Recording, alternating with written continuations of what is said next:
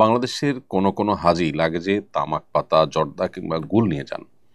মাঝে মধ্যে তারা সৌদি ইমিগ্রেশনের ধরাও পড়েন। এ বিষয়ে হাজিদের প্রতি আপনার নির্দেশনা কামনা করছি। সম্প্রতি একটি মাদ্রাসার হিফজ বিভাগের একজন ছাত্রের মৃত্যু নিয়ে আলোচনা হচ্ছে। অনেকে মনে করছেন অত্যধিক প্রহারে তার মৃত্যু হয়েছে। মাদ্রাসাগুলোতে যে মাত্রাতিরিক্ত শাসন করা হয় এটা কি শরিয়া অনুমোদিত? এরপরের প্রশ্ন হলো, কৃত্রিম বুদ্ধিমত্তার প্রতি মানুষের দিন দিন নির্ভরশীলতা বাড়ছে। হঠাৎ কোনো মাসআলা জানতে হলে এআইকে জিজ্ঞাসা করে তার উপর নির্ভর করে আমল করা যাবে কিনা? নামাজের ভেতর শেষ বৈঠকের সময় দোয়া মাসুরের পর ইস্তেগফার বা সাইয়্যিদুল ইস্তেগফার পড়া যাবে কিনা? হজযাত্রীদের সতর্ক থাকা বিশেষ করে ক্ষেত্রে খুবই বাঞ্ছনীয়। সাদা পাতা, তামাক পাতা, তামাক জাতীয় যে সমস্ত জিনিস আছে এগুলো হজযাত্রীরা সাথে নিয়ে যাওয়াটা শরীর দৃষ্টিকোণ থেকেই তো গর্হিত কথা, অনুচিত কাজ।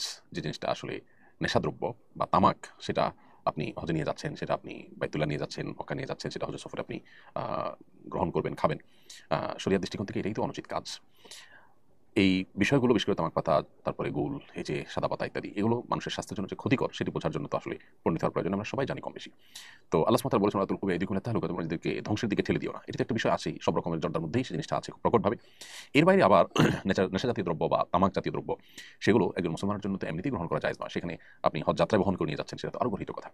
এবার আসা যাক সৌদি ইমিগ্রেশনের বিষয়। সৌদি ইমিগ্রেশন এই জাতীয় বস্তু কারোর সাথে পেলে তাকে পাকড়াও করে আটক করে। অনেক সময় দেখা যায় যে হজ বা উমরার যাত্রী সাথে সাদা পাতা, তামাক পাতা, জর্দা, এই সমস্ত গুল ইত্যাদি নিয়ে অনেকগুলো নিয়ে গেছেন এবং সেগুলো ধরা পড়েছে স্ক্যানার মেশিনে।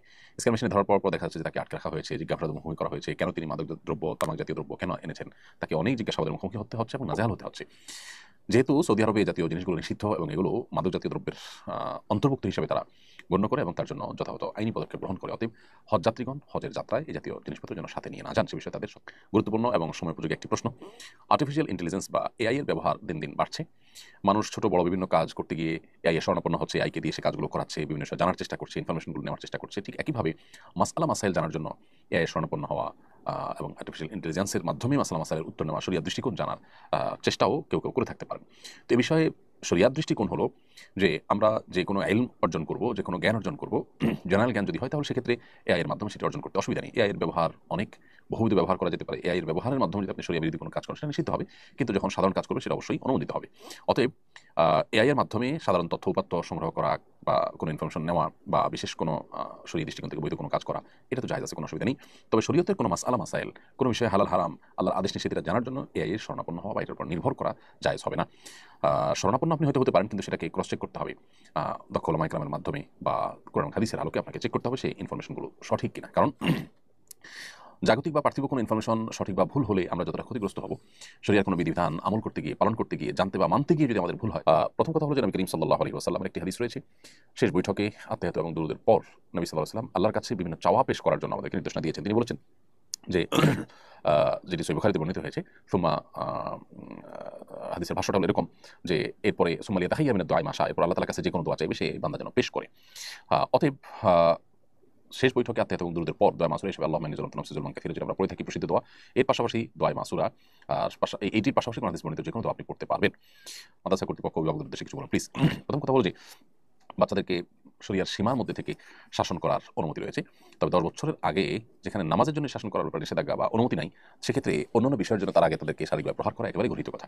এরপরও যদি শাসন করতে হয়, শাসনটা অবশ্য শরিয়ার সীমার মধ্যে থাকতে হবে। এটা নির্যাতনের পর্যায়ে যদি চলে যায় সেটা অবশ্যই অপরাধ হিসেবে গণ্য হবে এবং গুনাহ হিসেবে বিবেচিত হবে। অতএব এরকম নির্দয় শাসন যদি কেউ করেন, তিনি ওস্তাদ হন আর যে হন না কেন, সেটা শাস্তিযোগ্য অপরাধ শরিয়ার দৃষ্টিকোণ থেকেই। অতএব যেই শাসনের ফলে শরীরে দাগ পড়ে যায়, চামড়া ফেটে যায়, হাড় ভেঙে যায়, এরকম শাস্তি দেওয়া শিক্ষার্থীকে কোরআন হাদিসের জ্ঞান দেওয়ার নাম করে, সেটা অবশ্যই ভুল এবং অন্যায়।